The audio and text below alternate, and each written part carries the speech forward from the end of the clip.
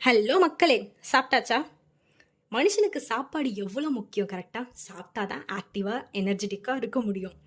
இன்றைக்கும் பிளாட்ஃபார்மில் சாப்பிட முடியாமல் கஷ்டப்படுற எத்தனையோ பேரை நம்ம கண்கூடாக பார்த்துட்ருக்கோங்க.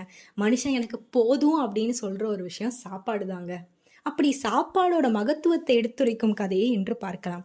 குருக்ஷேத்திர போர்ல கர்ணன் இறந்ததுக்கு அப்புறமா சொர்க்கத்துக்கு போறாரு. சொர்க்கத்துல எந்த வகையான உணர்வுகளும் இருக்காதாம். ஆனா இவருக்கு மட்டும் பசிச்சிருக்கான். இவருடைய இண்டெக்ஸ் ஃபிங்கர் எடுத்து வாயில வச்சதுக்கு அப்புறமா அந்த பசி போயிருக்கான். என்னன்னு பார்த்தா இவர் எல்லா வகையான தானங்களையும் கொடுத்திருக்கிறார். இவர் கொடுக்காத ஒரே தானம் மன்னதானம்.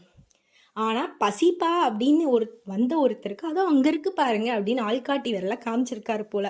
அதனால அந்த ஆள்காட்டி விரல் மட்டும் புண்ணியத்தை அடைந்து விட்டதாம். ஆகையால் நம்மிடம் பசி என்று வருபவரிடம் சாப்பாடு கொடுத்து நாமும் புண்ணியத்தை தேடிக்கொள்வோம் மக்களே.